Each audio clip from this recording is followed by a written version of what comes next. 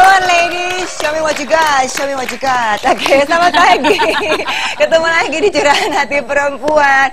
Tetap formasi yang sama, Charlie's Angels bertiga ya. Ada Maudy Kusnaidi, ada Rosina Ferauli, Selamat pagi, sahabat perempuan. Ada Ustazah Oki Setiana Dewi, Mbak Oki. Waalaikumsalam. Gini ya, sahabat perempuan ya. Kita di Curahan Hati Perempuan ini akan membahas mengenai topik-topik yang berkaitan dengan perempuan. Yang kadang-kadang topik-topiknya kita suka, oh bisa begitu ya ternyata ya, gitu ya, gitu ya ceritanya, gitu. Dan apa yang kita sampaikan di sini adalah bukan sesuatu yang kita buat-buat gitu ya. Cerita yang disampaikan di sini oleh narasumber kita memang adanya seperti itu, gitu kan. Jadi suka banyak yang nanya soalnya, kok Curahan Hati begitu banget sih, emang beneran terjadi? Apa dibikin sama bagian kreatifnya Curahan Hati Perempuan gitu ya? Sebenarnya enggak, karena sahabat perempuan yang hadir itu memang menceritakan kisahnya sendiri. Nah, seperti pada hari ini kita akan membahas mengenai topik, mungkin nggak sih seorang perempuan memiliki lebih dari satu suami? Sebentar, kalau di Indonesia kita penganut monogami. Kalau di Amerika itu ilegal. Tapi Mbak, di negara-negara Asia dan Afrika it exists, artinya ada. Nah, prosesnya gimana? Kok merinding sih? Tiba-tiba gitu. Oke. Kalau Mbak Oki gimana merasanya? Bahasannya agak panjang. Agak panjang ya. Kalau gitu kita nanya dulu aja sama sahabat-sahabat perempuan di luar sana ya, mengenai pendapat kalian. Mungkin nggak ya seorang perempuan memiliki suami lebih dari satu, dan pandangan kalian seperti apa mengenai hal ini? Kita lihat sama-sama ya.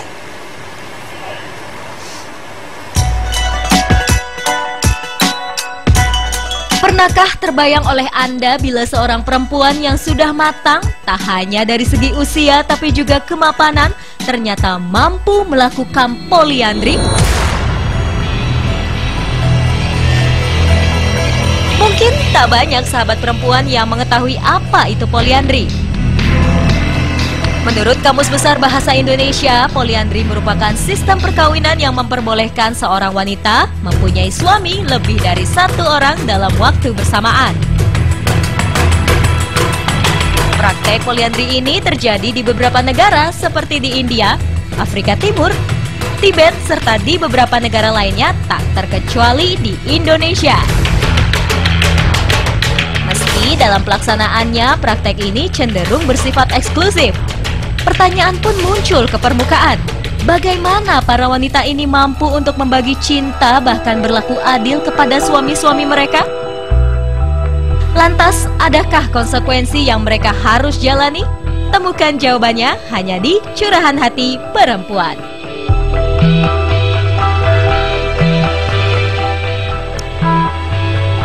Iya, temukan jawabannya bersama kami dalam Curahan Hati Perempuan. Bukan saya yang jawab ya, tapi ada Mbak Vera, ada Mbak Oki, dan semua ibu-ibu di sini ya.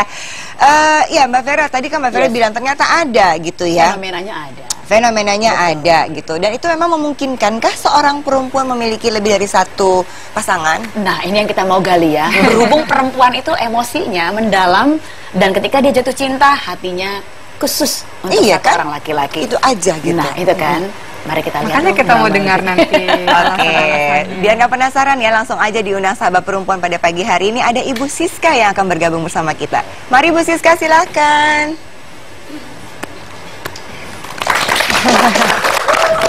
Wih, kece loh. Selamat pagi, Bu Siska. Silakan ketemu dengan Ustazah Oki. Selamat pagi. Cantik, trendy. Selamat pagi. Terima kasih sudah hadir. Silakan di sini, Bu. Sebelah saya ya. Terima kasih sudah datang. Mari, Bu Siska, kita ngobrol-ngobrol dulu ya. Jadi gimana sih awal ceritanya, bahwa benar nih Bu Siska punya lebih dari satu pasangan ya? Betul sekali. Oke, cerita awalnya gimana nih? Untuk yang pertama ya, mungkin ini saya akan menceritakan pengalaman pribadi saya yang saya anggap sangat eksklusif ya, bener ya. Nggak pernah cerita. Satu-satunya nih ya, Curahan Hati Perempuan. Ya benar. Di sini untuk pertama kali waktu itu aku bertemu dengan latar belakang suamiku dulu ya. Dulu untuk yang suami pertama saya ketemu memang pada saat saya sekolah SMA, dan dia memang sangat begitu mencintai saya. Hampir sebagian hidup saya habiskan dengan dia, gitu. Lalu setelah berjalan perkawinan saya yang sekian lama, bertahun-tahun, sampai saya memiliki 2 anak dengan beliau ya, akhirnya di ketika tahun 2010, setelah pasca operasi, maaf ya, ada suatu penyakit yang dengan suami saya itu namanya hernia ya waktu itu ya. Jadi ada sedikit ya gangguan secara untuk melakukan hubungan intim seperti itu. Akhirnya karena mungkin suami saya merasa ada sedikit yang kurang dari dia ya, berjalan sekitar 1 tahun suami saya menyarankan untuk saya, coba Dek, kamu mau nggak, mungkin ada nggak kepikiran untuk mempunyai pasangan lagi, seperti itu. Jadi memang yang menyarankan adalah suami saya sendiri, seperti itu. Artinya dia dengan ikhlas, dengan menyadari mungkin kekurangannya, dia bersedia untuk malah menyuruh saya sih ya sebenarnya, coba deh cari, menganjurkan gitu. Selain dari itu ya memang dia sangat ingin memenuhi kebutuhan yang mungkin selama ini dia rasa kurang untuk saya. Akhirnya dia menganjurkan untuk saya coba dulu cari pasangan lagi gitu. Dan kemudian akhirnya emang dicari atau datang atau gimana? Kebetulan saya nggak nyari sih ya. Pada saat tahun 2010 itu saya ada reuni SMP lah ya. Nah itu saya ketemu yang memang pada saat itu klik, sama-sama klik ya. Tapi tidak berarti saya langsung oke, karena saya merasa menyadari bahwa saya memang sudah memiliki pasangan ya. Saya tetap ada di pasangan saya. Tapi suami saya berkali-kali dia selalu membicarakan hal itu lagi. Akhirnya saya memutuskan kalau memang kamu mengikhlaskan saya untuk mencari pasangan lagi, ya saya ada memang ketemu, saya jujur memang cerita ke dia, ada sih saya bertemu dengan seseorang ya, dan ini teman saya SMP. Lalu suami saya bilang, coba bawa aja ke sini, kita ketemu. Akhirnya aku dinner lah bertiga.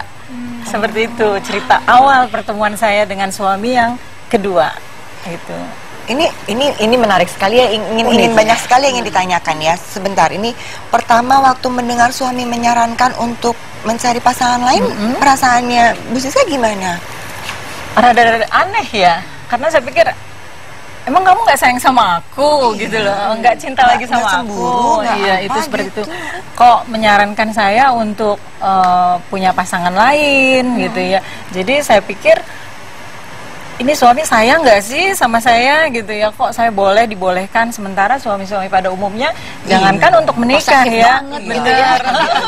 SMS baca yang salah aja sedikit pasti sudah yang aduh udah rame banget. Nah ini malah beliau menyarankan nggak apa-apa, jadi aku bertanya aja waktu itu, tapi akhirnya punya kesimpulan bahwa ini beneran serius karena dia sayang dan tahu bahwa ada orang lain yang harus memenuhi kebutuhan itu kapan pada saat tahu bahwa itu berkali-kali bicara ya? Karena dia udah sering, kadang kalau malam kita lagi santai, saya pulang kerja, dia pulang kerja juga, ngobrol lagi, itu lagi yang dibahas ya kan, ditanya lagi, itu lagi yang diceritakan ungkapan hati dia.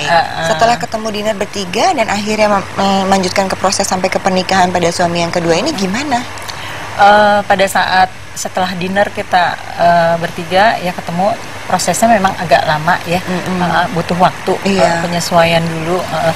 Waktu dinner bertiga tuh bilangnya apa? Suami saya mau kenalan atau gimana sih ngomongnya? Awkward ya situasinya gitu. Itu caranya ya, mengundang kamu diundang suami makan bertiga gitu, gimana gitu, saat apa? Aku gini waktu itu, yuk kita ya makan yuk, ini ada temen yang mungkin ya memang teman dekat aku gitu ya, baru bilangnya sih hanya teman dekat aja. Jadi ya udah nggak apa-apa, karena mungkin memang di hati dia sudah beritikad untuk.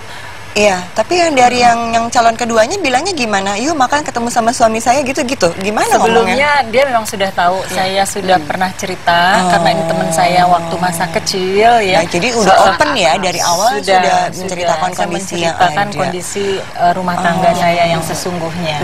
Gitu. Jadi ketemulah bertiga, ngobrol dari hati ke hati, prosesnya panjang dan akhirnya sampai ke pernikahan. Betul. Ada pro dan kontra mungkin dari anak, dari orang tua, dari pihak yang sana juga, itu gimana? Banyak sekali. Iya. How you handle it?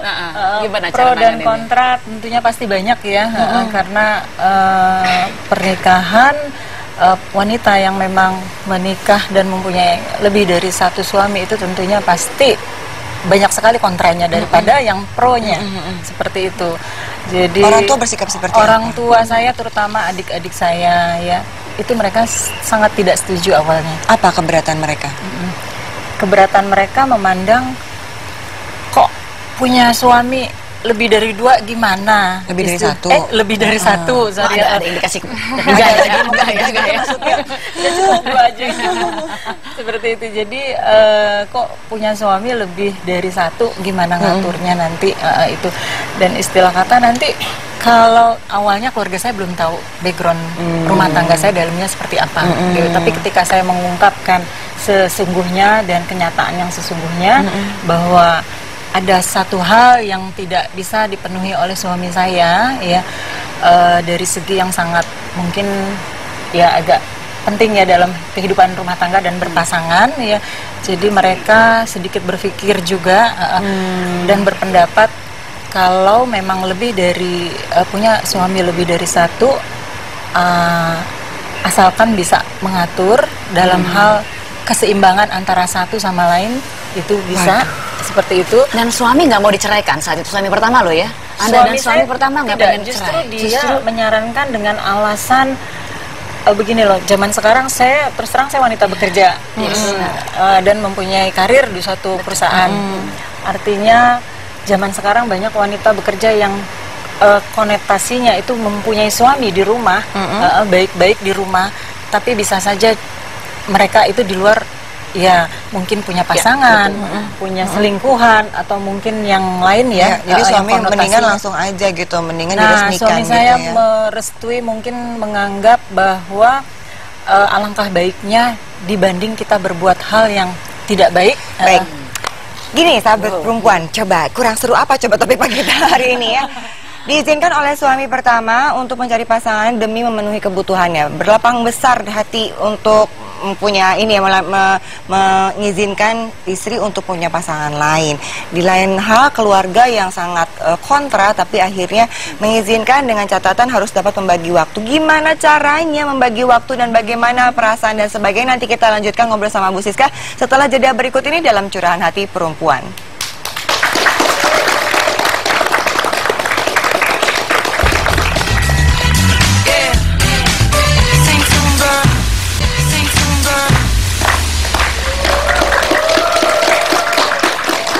Ayo kita lanjutkan lagi ngobrol-ngobrolnya ya. Jadi benar nggak ada poliandri? Ternyata ada. Ini ada Bu Siska. Bu Siska udah cerita latar belakangnya kenapa akhirnya mengambil keputusan untuk mau memiliki pasangan untuk yang kedua dan tidak menceraikan pasangan yang pertama. Nah, sekarang kondisinya sudah hampir berjalan tahun kelima ya. Betul. Memiliki 2 suami gitu ya. Tadi seperti yang disarankan dari keluarga, asal bisa bagi waktunya, memang suami mengizinkan, semuanya baik-baik aja. Nah, ini bagaimana cara mengatur dan bisa berjalan sampai tahun kelima seperti ini? Artinya memang kalian berdua serius kan menjalankan ini, mengambil keputusan ini dengan penuh kesadaran gitu kan? Ya dong, benar nggak? Bukan hanya sekadar, bukan karena saat cuma pengen memuaskan terus gitu udah cerai gitu. Enggak, ini udah tahun kelima loh. Artinya mereka sama-sama komit untuk ini. Gimana Bu Siska?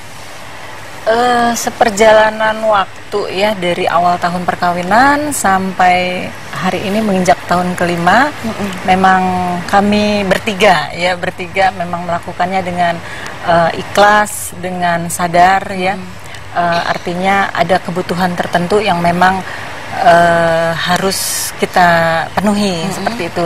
Jadi untuk menjalankannya sepanjang kehidupan berumah tangga dengan suami pertama ataupun suami kedua ya, saya membaginya memang agak sulit sebenarnya. Gimana baginya? Bagi waktunya? Tinggal satu atap kah? Berbagi rumah kah? Gimana? Di awal pernikahan memang kita tidak satu atap ya, itu sampai tahun ketiga. Jadi ibu tinggal sama suami yang pertama. Suami pertama punya rumah sendiri, itu rumah saya dengan anak-anak saya yang pertama dan kedua. Lalu suami yang kedua juga punya rumah sendiri, yang akhirnya di awal saya itu di hari Senin sampai Kamis terpaksa berbagi waktu nih. Senin jadi sampai seperti Kamis. di shift ya.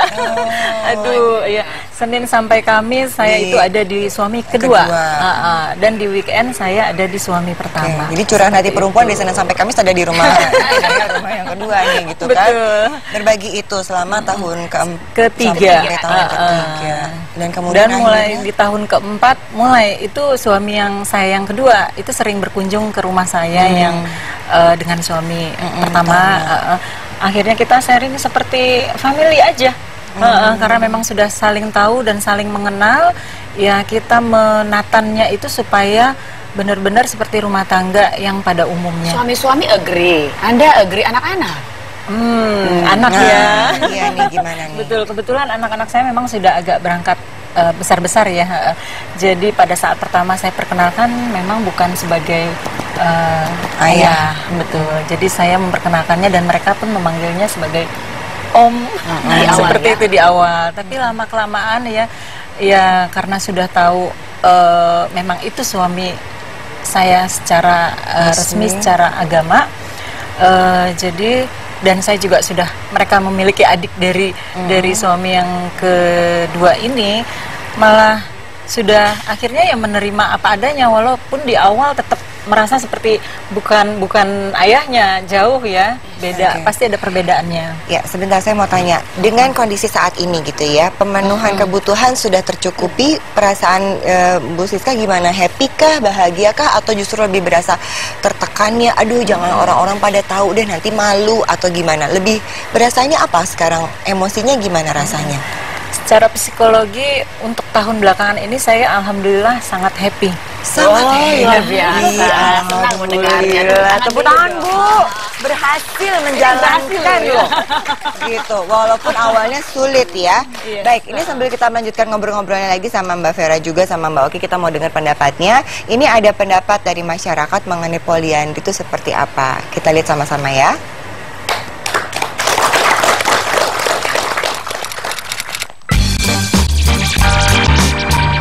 Poliandri itu berarti kan seorang istri yang memiliki lebih dari satu pasangan. Poliandri itu kan punya banyak suami atau seenggaknya punya banyak pacar ya.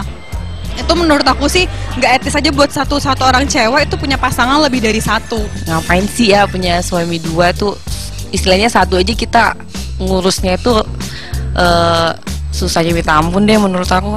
Buat apa sih poliandri kalau misalkan kita udah bisa setia sama yang satu? Tiba-tiba dia punya suami, anggaplah 2 atau 3, kan kita nggak tahu itu anaknya dari suaminya yang mana.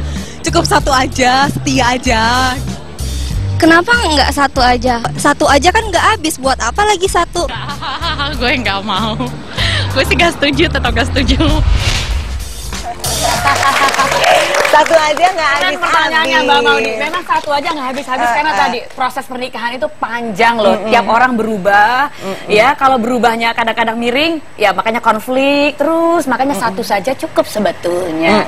Namun ya ada kondisi-kondisi memang pada saat kita menikah dipertanyakan begini, siap nikah nggak sih? Siap nikah itu sebetulnya adalah yang pertama, siap untuk eksklusif secara emosional dengan pasangan. Jadi itu cuma ada 2 orang, monogami sebetulnya.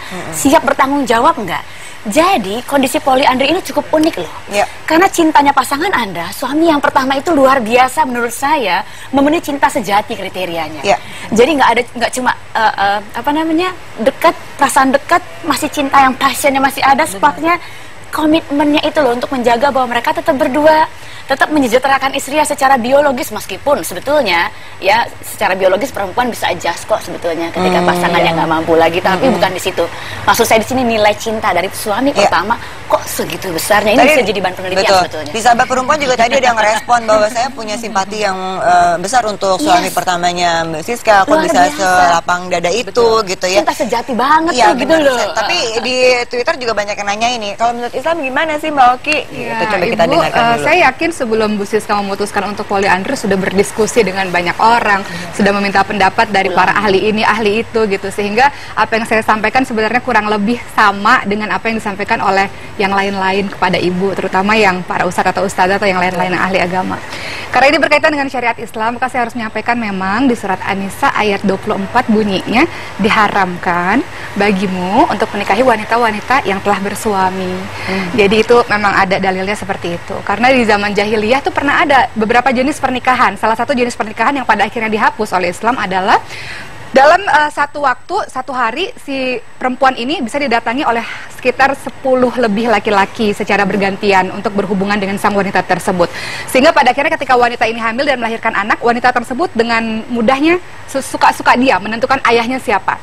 Nah, ini salah satu efek dari dilarang atau diharamkannya poligami, karena pertama bisa tidak jelas tadi nasabnya atau keturunannya. Nggak tahu bapaknya siapa, misalnya seperti itu. Kalau kita ambil ilustrasi yang mudah misalnya, ada satu botol air putih misalnya, ada 4 gelas, kita tuang, dengan mudah kita bisa mendeteksi bahwa ini dari sumber air putih.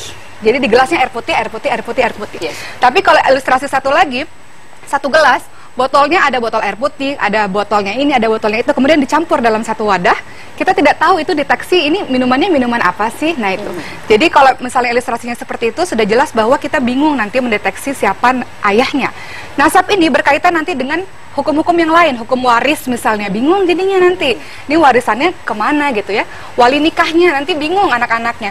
Ada berbagai pendapat dengan mengatakan bahwa sekarang kan sudah ada tes DNA, tapi DNA tidak 100%. Jadi sebenarnya menjamin nasab. Yang kemudian yang kedua adalah laki-laki adalah pemimpin bagi wanita, itu di surat An-Nisa ayat 34, yaitu ar-rijalu qawwamuna 'alan nisa, bahwa laki-laki adalah pemimpin bagi wanita. Dalam satu negara ada satu pemimpin, dalam satu organisasi ada satu pemimpin.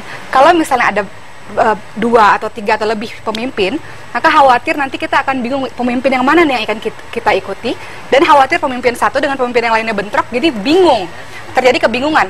Yang ketiga, zuina linnasi hubbu syahawati minan nisa, bahwa memang fitnah terbesar di muka bumi ini adalah wanita bagi laki-laki.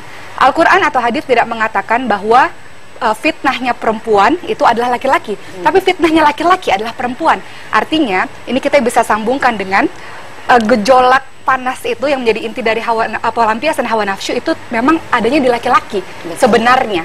Sebenarnya seperti itu. Jadi kalau misalnya ada kasus-kasus seperti ini, yang spesifik ya seperti ini ya. Jadi pertimbangan lagi nanti. Tapi saya yakin bahwa Bu Siska udah tahu. Karena secara psikologis yang penting manusia-manusia yang terlibat di dalamnya sejahtera. Nah, sebenarnya gini, ini satu juga yang sangat penting, saya luar biasa terharu dengan rasa cinta yang luar biasa. Bahwa mereka happy bertiga tuh membuat saya Masya Allah luar biasa. Dan tujuannya adalah tujuan yang baik, karena tadi kan tidak mau berzina atau zina dan fitnah di luar sana. Betul, tapi sejatinya kalau di dalam Islam poliandri dan perselingkuhan, saya harus mengatakan ini Bu, karena ini syariat Islam, hukumnya adalah sama, yaitu berzina. Jadi khawatir satu hari nanti. Jadi pertimbangan untuk ibu lah, karena ibu yang memilih. Jadi pertimbangan, saya agak hati-hati membicarakannya. Jadi pertimbangan bagi ibu, silakan salah satu saja, bapaknya yang pertama atau yang kedua gitu. Ini kalimat retoris nih, pertanyaan retoris. Kenapa kalau di Islam, kalau dibolehkan seorang suami menikahi lagi kalau istrinya tidak mampu melakukan hubungan poligami, memenuhi kebutuhan biologis gitu ya. Sekarang kalau posisinya sekarang istrinya gitu ya, suaminya tidak mampu memberikan kebutuhan biologis, ternyata nggak boleh gitu. Karena gini, Mbak Maudi, tapi ternyata tadi sudah dijelaskan masalah kepemimpinannya. Kalau masalah alasan tadi siapa bapaknya, ini kan udah jelas karena yang satu nggak mampu gitu ya. Jadi memang ada hal lain. Jadi salah satunya kalau secara psikologis itu tadi. Jadi pola kehidupan antar percintaan manusia ya sama seperti dalam Animal Kingdom, dalam dunia binatang. Jadi pejantan betina, pejantan ini nih tokoh utamanya, leadernya gitu kira-kira. Sang pemimpinnya. Mbak Siska, saya mau sekarang kan alhamdulillah sekarang situasi dan kondisinya berjalan dengan baik dan semuanya baik ya. Ada momen-momen dalam perjalanan menuju ke proses baiknya ini tuh ada hal-hal yang membuat kegalauan maksimum gitu, ada nggak di momen-momen itu gitu ya? Galau maksimum tuh ada nggak Mbak di situ? Ada, pasti ada. Apalagi di tahun pertama itu banyak sekali ya perbedaan-perbedaan dan mungkin kontra, ya bukan kontra sih, sebenarnya harus menyesuaikan itu aja. Karena gini, terkait dengan cintanya lebih besar ke siapa? Maklum perempuan cuma satu tadi. Yang pertama atau yang kedua? Atau dua-duanya sama besar nih? Nah, cinta dulu, nanti kita akan bahas. Cinta itu bukan milik kita loh, Allah yang ngasih rasa cinta itu. Makanya cinta nggak bisa adil. Nggak mungkin Mbak mencintai dua orang. Kalau di lagu-lagu banyak. Oke, nanti kita ngobrol lagi. Kita ngobrol lagi tetap dalam Curahan Hati Perempuan ya bersama kami. Dalam keadaan berbeda tapi bisa dua-duanya kan.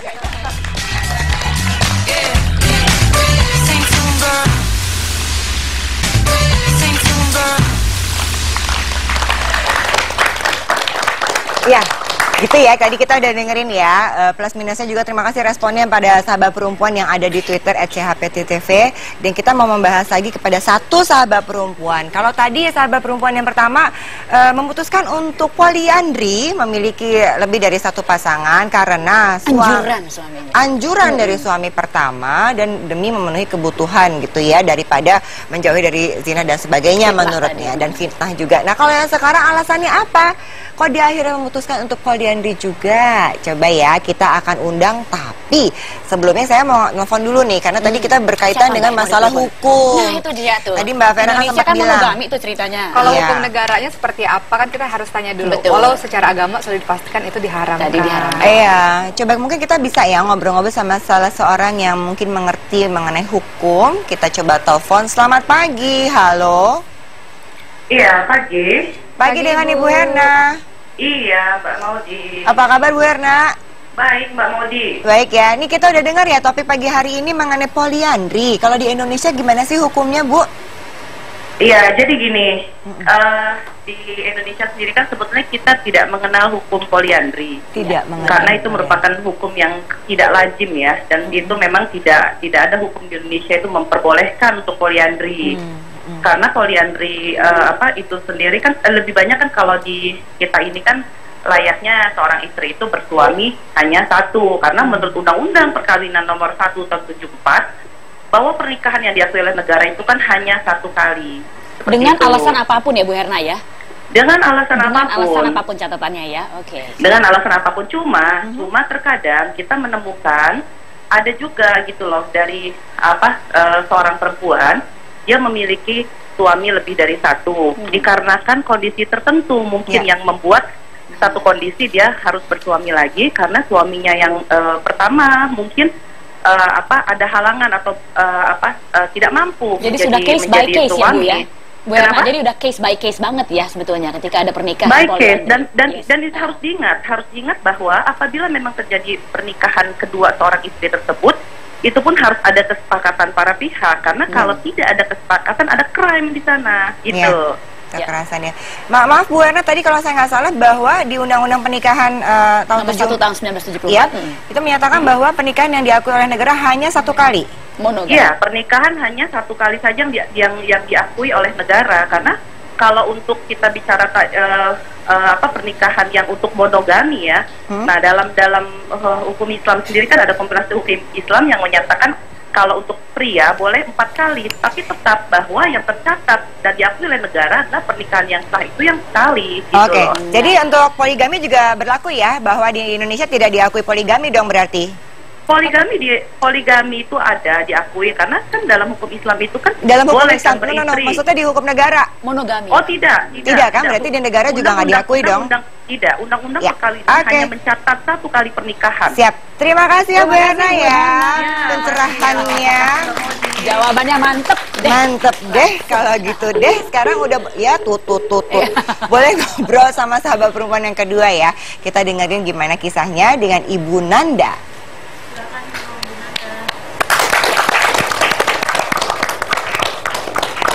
Bu Nanda, biru-biru, silakan. Waalaikumsalam warahmatullahi wabarakatuh. Silakan ke Terima Bu Vera. kasih sudah hadir ya Bu ya.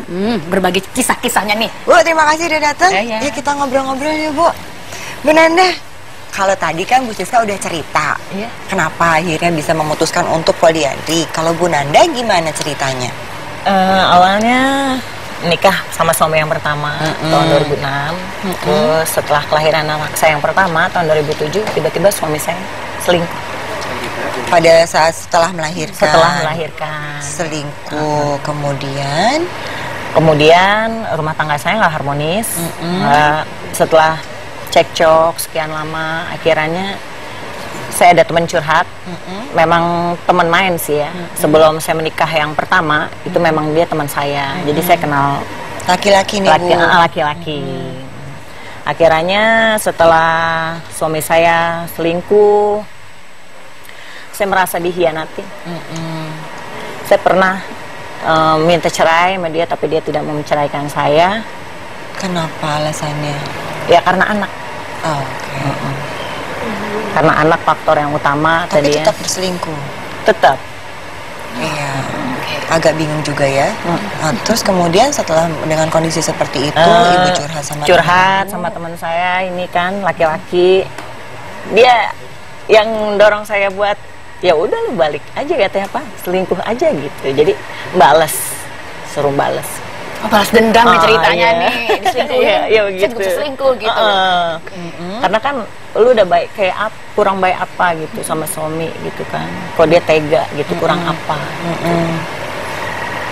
Gitu awalnya. Lalu bilang sama siapa? Dia bilang gitu nikahnya. Sama saya aja gitu dia bilang. Atau punya ide terus udah menyediakan diri. Gitu akhirnya sama temen ibu yang suka curhat ini. Iya, karena dia kan istrinya juga sakit ya. Oh, dia juga udah berumah tangga gitu. Terus punya ide bahwa ya udah balas selingkuh lagi aja sama saya itu. Karena saya juga kesepian, dia juga kesepian, jadi Oke. Terus akhirnya gimana proses sampai akhirnya bisa menikah dengan si teman curhat ini? Saya nyampein ke suami saya yang pertama. Oh, ngomong dulu. Pak, gimana kalau kita sama? Dia bilang gitu. Oh. Maksudnya tadi gitu. Ya udah, kamu pasti udah nikah dengan perempuan itu, aku juga bisa. Oh, tapi emang suami ibu udah nikah sama si selingkuhannya? Kalau sekarang saya dengar udah. Siri tapinya ya? Ya, bawah tangan siri, ya, bawah gitu tangan. ya. Baik, terus kemudian reaksi dari suami pertama gimana, Bu? Shock dia. Masa sih perempuan kayak kamu bisa? Kata dia gitu. Dia malah nantangin saya. Dia bilang bisa. Kenapa enggak? Dia bilang gitu. Ini rumah tangga atau ajang ring tinju gitu loh ya? Kok ada balas-balasan gitu? Oke, Bu, bingung nggak? Bingung ya? Ini makanya mau nanya gimana ceritanya. Balik lagi, Bu. Terus Bu, jadi gimana tuh? Udah bilang sama suami, kata suaminya, emang kamu bisa? Terus ternyata bisa gitu. Ya bisa lah, ya bilang gitu. Apa sih yang nggak bisa? Bilang gitu kan. Karena memang saya nggak bilang nikahnya lomba sama dia. Kita nikah diam-diam dulu. Oh. Nikah saya sama yang kedua, teman saya ini. Setelah ada surat segel, baru saya kasih tahu. Suami minta cerai nggak tapi? Enggak. Nggak mau cerai juga? Enggak. Itu alasannya apa dia nggak mau cerai?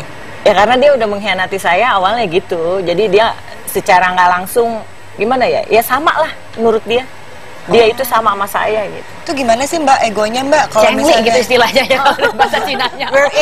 Kita draw. Jadi suami dengan istrinya yang satu lagi dan tetap sama ibu juga sampai sekarang, dalam artian berhubungan sama yang satu sama ibu juga. Jadi suami poligami, ibu poliandri gitu. Iya. Ibu bisa kompleks ya, kompleks. Tapi tinggalnya sama siapa ibu? Nah, aku setelah kejadian itu yang ribut, aku pergi dari rumah itu. Aku ngontrak sendiri. Oh, ibu tinggal sendiri? Tinggal sendiri sama anak. Sama anak. Si suami sendiri di rumah? Dia sama istri yang baru. Oh, ibu tapi nggak tinggal sama istri sama suami yang kedua? Yang enggak, aku sendiri aja. Jadi kayak dia misalkan mau berhubungan kita, jadi telepon. Jadi ini cuma status. Gimana Bu kalau mau berhubungan telepon? Sebentar ya. Jadi pernikahan dengan suami pertama hanya sekedar status dong. Jadi pernikahannya udah nggak jalan lagi dong sebetulnya. Barbie. Jalan sih masih. Oh, masih jalan. Kami masih masih berkomunikasi. Saya sama anak saya dinafkahin. Oh, masih. Lahir batin. Good. Jadi masih family ya, masih keluarga statusnya ya. Dengan yang kedua pun demikian. Sama. Baik, nanti kita lanjutkan ngobrolnya ya. Saya agak mesti napas dulu nih kayaknya. Seru banget.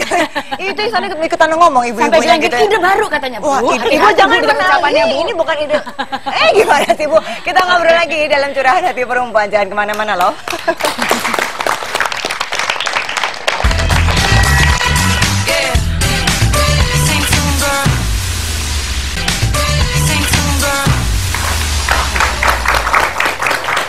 Ayo silakan buat ngobrol lagi sama kita. Ada Ibu Nanda di sini cerita mengenai bagaimana memutuskan untuk poliandri gitu ya, memiliki pasangan kedua, tidak bercerai dengan suami yang pertama.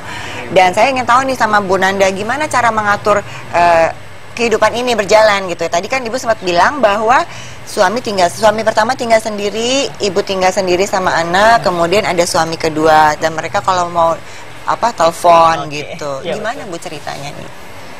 Mungkin kalau mereka lagi libur ya. Kalau suami yang pertama kan karena jauh juga ya. Dia jauh maksudnya tinggalnya jauh. Tinggalnya jauh terus di instansi kepemerintahan kan. Jadi ada waktu-waktu tertentu liburnya ya. Paling mah ini papa mau datang gitu.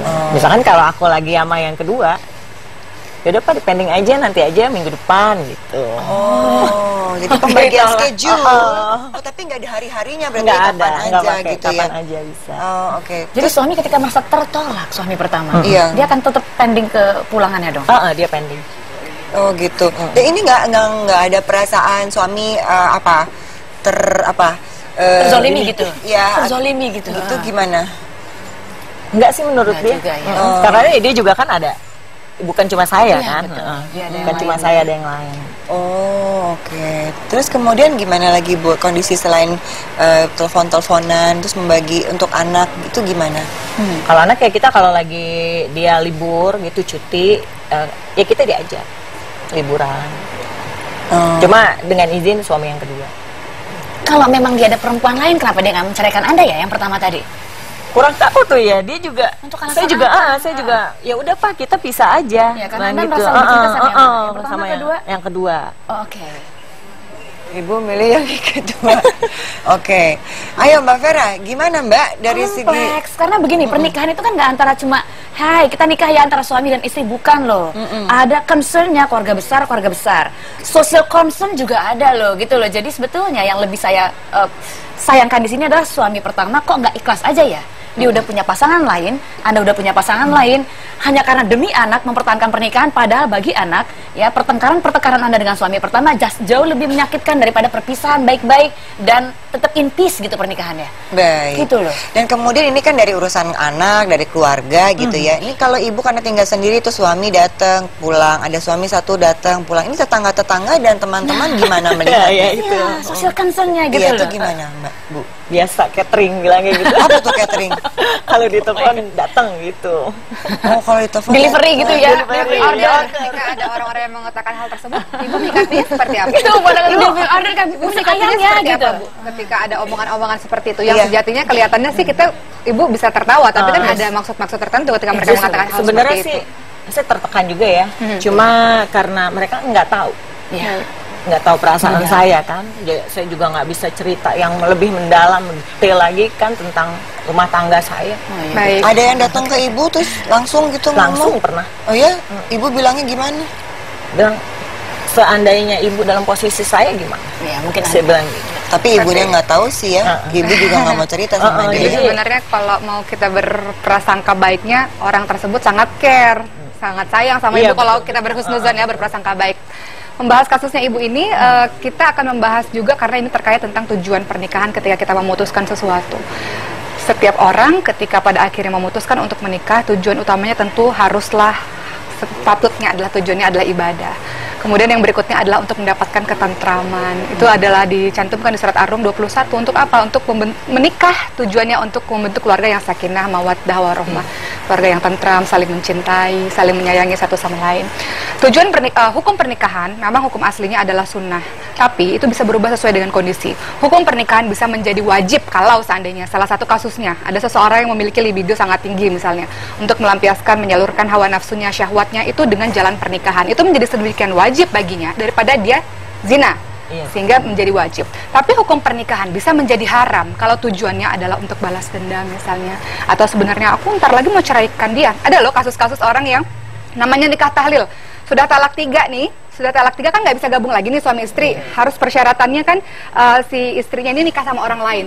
Si suaminya ini bilang aku titip ya istrinya, tapi jangan dia apa-apain, ceraikan supaya dia bisa balik sama aku. Itu diharamkan. Pernikahan yang diharamkan, pernikahan yang tidak sah karena tujuannya adalah buruk atau yang lain-lain. Termasuk suami-suami yang menggantung pernikahannya dengan istrinya karena jangan-jangan dia pengen memiliki nih perempuan lain plus istrinya. Nggak ridho istrinya bahagia dengan laki-laki lain. Masih ada lagi, masih ada. Ya, nanti biar jelas pembahasannya. Kepotong-kepotong nanti ini biar dengarnya lebih konsentrasi. Setelah yang satu kita dengarkan apa penuturannya dari Ustazah Oki mengenai hal ini ya. Setelah yang satu dalam curahan hati perempuan.